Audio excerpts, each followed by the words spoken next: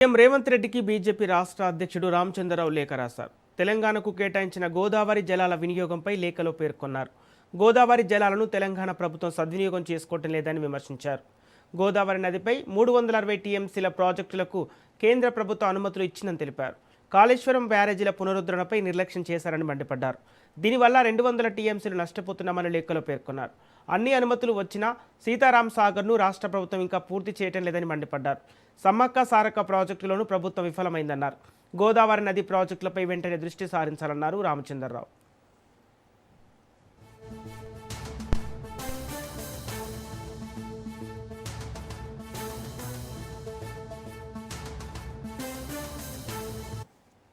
ఇదే అంశానికి సంబంధించి పూర్తి డీటెయిల్స్ మా ప్రతినిధి రాజు అందిస్తారు. రాజు, సీఎం రేవంత్ రెడ్డికి బీజేపీ రాష్ట్ర అధ్యక్షుడు రామచంద్రరావు లేఖ రాసినట్టు తెలుస్తుంది. ఆ లేఖలో ఎలాంటి అంశాలు ప్రస్తావించారు?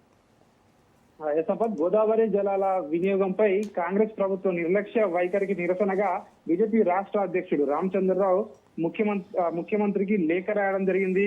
తెలంగాణకు సంబంధించి 968 టీఎంసీల గోదావరి నీటి జలాల హక్కులు ఉన్నప్పటికీ కూడా పూర్తి స్థాయిలో వినియోగించుకోవడంలో రాష్ట్ర ప్రభుత్వం వైఫల్యం చెందిందని చెప్పి కూడా ఈ లేఖలో ఆయన ప్రస్తావించడం జరిగింది. 2014 ముందు గత కాంగ్రెస్ ప్రభుత్వ హయాంలో తెలంగాణ కేవలం 400 టీఎంసీ నీటిని మాత్రమే వినియోగించుకునే అవకాశం ఉండే.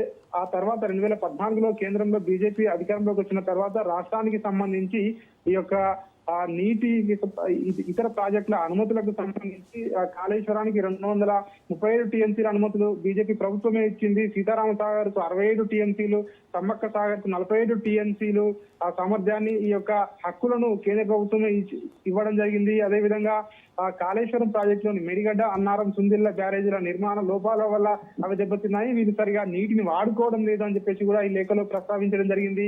అదేవిధంగా 200 టీఎంసీ నీటి వినియోగం ఈ రాష్ట్ర ప్రభుత్వం అసమర్థత వల్ల వినియోగించుకోలేకపోతా ఉన్నారు. తెలంగాణ రైతాంగానికి, తెలంగాణకు ఈ సాగునీటిలో తీవ్రమైనటువంటి ఇబ్బందులు ఎదుర్కొంటున్నారు. కేవలం కాంగ్రెస్ ప్రభుత్వం నిర్లక్ష్య వైఖరికి దీనికి కారణం అని చెప్పి కూడా ఆయన లేఖలో ప్రస్తావించడం జరిగింది. అదేవిధంగా మరొక వైపు సీతారామ ప్రాజెక్టుకు అన్ని అనుమతులు ఉన్నప్పటికీ పూర్తి చేయడంలో కూడా ఇటు రాష్ట్ర ప్రభుత్వం వైఫల్యం చెందుతా ఉంది. దీనివల్ల అదనంగా 67 టీఎంసీల నీరు వినియోగంలోకి రావడం లేదని చెప్పి కూడా ఆయన లేఖలో ప్రస్తావించారు.